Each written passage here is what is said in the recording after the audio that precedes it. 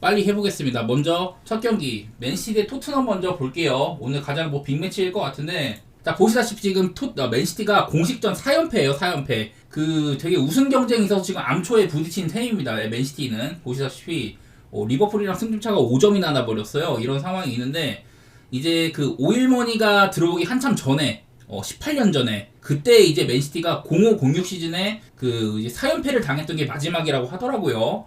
그리고 이제 펩 체제에서는, 펩시티에서는 이게 2연패한 거, 이것도 네 번째밖에 안 된다고 해요. 근데 심지어 지금 4연패니까 어쨌든 얘네들이, 맨시티가 이제 기록상으로는 이제 본머스한테 지기 전까지 리그 32경기 무패 행진 26승 6무였었는데 본머스한테 지고 그 다음 경기를 또 졌다. 네, 이런 상황이거든요. 그리고 홀란드가 골 넣은 경기에서는 맨시티가 40승 6무였거든요. 46경기 동안 안 졌었는데 홀란드가 골 넣은 경기에서도 첫 패배를 기록을 한 셈입니다. 지금 맨시티는 부상만 로드리, 그릴리쉬, 스톤스, 후벤디아스, 도쿠 부상도 되게 많은 상황이기는 해요. 근데 토트넘도 사실은 지금 좋은 그런 분위기는 아니긴 합니다.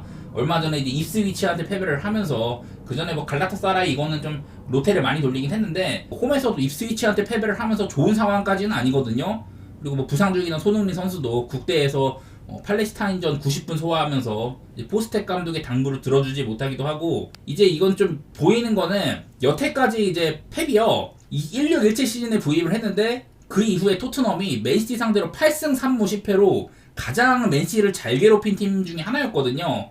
근데 오늘 경기는 또 이제 토트넘이 맨시티 원정이다. 맨시티 원정에서는 1승 3무 6패.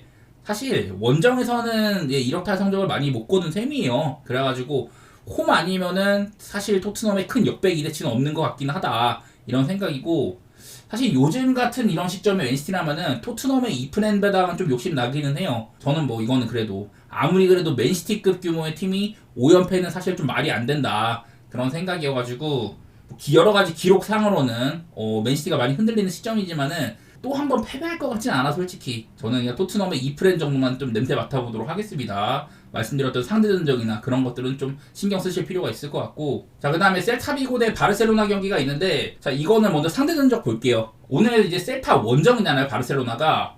여태 상대전적을 정리를 해봤더니 15-16 시즌부터 9시즌 동안, 여기부터 해가지고 15-16 시즌부터 해가지고 셀타가 홈에서 이긴 거 시작으로 9시즌 동안 바르셀로나가 셀타 원정에서는 2승 3무 4패로 되게 좀 까다로워했었어요. 보시다시피 셀타가 꽤나 바르셀로나 상대로는 좀 좋았었습니다. 작년에 한번 크게 흔들리도 잡아보기도 하고, 셀타 원정에서는 바르시아가 좀 고전을 했다. 그리고 셀타의 얼굴 아스파스가 이 기간 동안 8골을 터뜨렸어요. 작년에 이제 아스파스가 셀타 생활 10년 만에 처음으로 두 자릿수 득점에 실패를 했다. 9골밖에 못 넣었는데 올 시즌에는 벌써 4골 3어시로 건재함을 알리고 있긴 합니다. 그전에는 아스파스는 맨날 리그에서는 두 자릿수 득점을 했었는데, 어쨌든 아스파스도 바르셀로나 상대로 득점도 많이 하고 그런 상태이고요.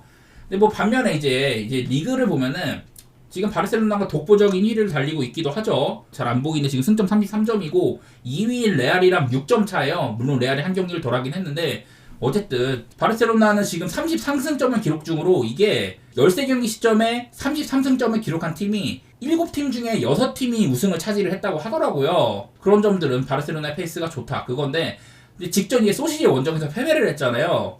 그게 이제 2014년 이후에 유효 슈팅을 하나도 기록하지 못한 두 번째 경기라고 합니다. 그러니까 10년 전에 한번 유효 슈팅 하나도 못 기록해보고, 그전에는 또 03-04 시즌, 이렇게 10년에 한 번 나오는 기록이 직전 소시지 원정에서 나온 거였었다. 아무래도 지금 레반도프스키가 훌륭한 골 기록, 야말이 그 나이에 역대급 출발이고, 하피냐는 지금 5대 리그에서 찬스메이킹 42번으로 독보적인 선두예요.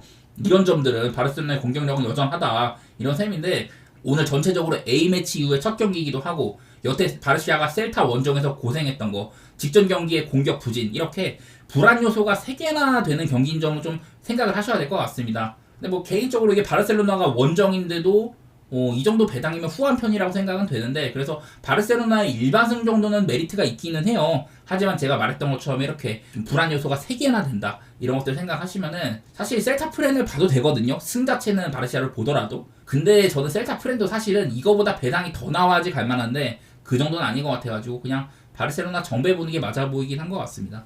베로나 대 인터밀란이 있는데 이거는 양 팀의 역대 전적이 가관이에요. 작년에도 얘네들의 상대 전적 말씀드린 적이 있었는데 여태까지 상대 전적 보면은 인터밀란이 7연승을 하다가 지난 시즌 한번 비겼었거든요. 인터밀란이 얘네들 상대로 27경기 연속으로 무패 행진 중이다. 쭉 보면 그냥 베로나가 인터밀란을 잡은 기록이 없습니다. 아예 여기는 96년도까지밖에 안 나오는데 이런 것들도 쭉 보면은 91-92 시즌 엄청 오래전이죠. 91-92 시즌에 한번 이때 1대0 승리가 마지막이고 34년 동안 인터밀란이 진 적이 없었습니다. 34년 동안 이때 당시에는 뭐 인터밀란이 클린스만, 마테우스, 브레메, 게르만 3층사가 뛰고도 8위를 한 시즌이었었는데 어쨌든 이때 이후로는 인터밀란이 아예 베로나한테는 34년 동안 아예 진 적이 없었다.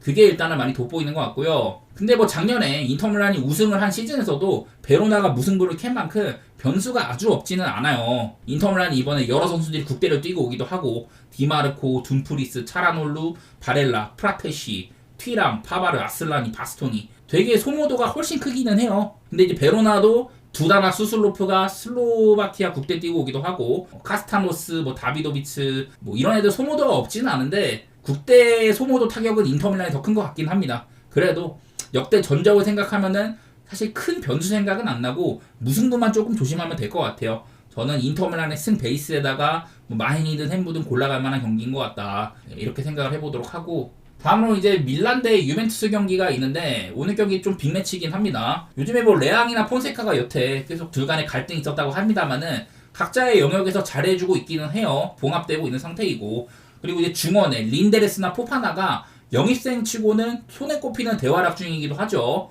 물론 지금 밀란은 이 유럽 대학년 지출권과는 승점 6점 차이로 유의미한 격차가 있긴 하지만은 요즘에 밀란 상승세인 거는 또 좀 보이는 것 같습니다. 근데 이제 국대 소모값을 생각하면은 밀란도 레앙, 린데르스, 퓰리시치, 파블로비치, 모라타, 오카포, 무사 이렇게 소모값이 꽤 많았었어요. 근데 유벤투스도 블라우비치, 캄비아소, 일디즈, 쿠프메이너스, 티모시 웨아, 맥케니 이렇게 서로 막 미국 선수들도 많다 보니까 장거리 원정 갔다 온 애들도 많았었고 둘 다 소모는 비슷비슷하게 많은 편이기는 해요.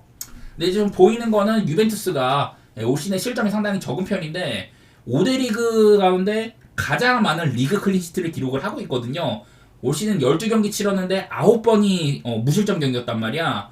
그 정도로 좋은 이런 실점 페이스를 보이고 있다. 그 이전 기록이 1-4-1-5 시즌 우리가 흔히 알고 있는 그 BBBC 라인 키엘리니, 보누치, 바르잘리에다가 부폰이 버티는 1-4-1-5 시즌에도 12경기에 그 9번 클린시트를 한 적이 있었거든요. 그거랑 타이 기록이다. 계속해서 갱신을 하고 있다. 이런 상태인데 한창 이제 얘네들도 맞대요 같은 것들을 생각을 해보면은 유벤투스가 그야말로 리그를 지배하던 2010년대 이때는요 2010년대에는 유벤투스가 그야말로 밀란 상대로는 꾸준하게 그냥 개표왔었거든요. 중간중간에 한 번씩 잡긴 했지만은 근데 이제 2020년대 들어서는 반반 냄새가 많이 납니다. 두 팀이 이 기간 동안에는 밀란도 우승 한번 추가하기도 하고 유벤투스는 우승을 좀 맛보지 못했었죠. 어쨌든 2020년대 이후로는 상대 전적이 조금 반반 냄새가 난다. 여러 데이터 상으로는 일단 무승부 보는 게 제일 좋아 보이는데 참고해볼 만한 거는 일단은 예상 라인업이 있는데요. 오늘 유벤투스 라인업은 일단은 여기에 사보나 나온 거 그리고 최전방에 오늘 블라우비치가 부상으로 못 나올 것 같다는 소식이 있거든요. 전방에 약간 파괴력이 떨어지는 점들 이런 것들은 조금 신경 쓰이는 것 같긴 해요. 그리고 AC 밀란의 예상 라인업 상으로는 사실 이제 테오도 뛸 수 있기도 하고 크게 결격 사유는 없어 보입니다. 밀란은요. 그래서 오늘 밀란이 홈인데 저는 일단은 무승부 보는 게 제일 맞아 보이기는 해요. 이 경기는. 그리고 이제 마지막으로 파르마 대 아탈란타 경기.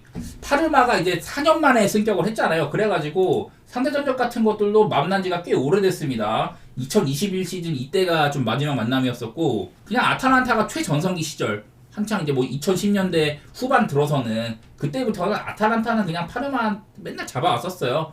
한 끼 식사였었다. 그 전에 이제 아탈란타 전성기에 도달하기 전에는 파르마가 여러 번 이긴 것도 보이긴 합니다만은 아탈란타가 최전성기로 접어들고 나서는 한창 잘 싸웠었어요. 그리고 아탈란타 이제 국대 소모값 레텍이나 파샬리치, 히엔, 루크먼, 사마르치 이런 애들이 뛰었었고 근데 이제 파르마도 스즈키라든지 마니나 미아엘라 같은 루마니아 듀오 스위스의 솜 이런 친구들이 소모가 있었거든요. 그래서 소모값은 사실 크게 차이는 없다고 생각이 되고 저는 지금 모든 대회 10경기 무패 행진 달리고 있는 이 아탈란타의 훌륭한 폼 같은 것들 10경기 동안 8승 2무였었고 5연승 달리고 있고 이런 아탈란타가 기분 좋을 만한 맞대결이라고 생각이 됩니다. 저는 아탈란타 사이드로 좋게 보는 경기가 될 것 같네요.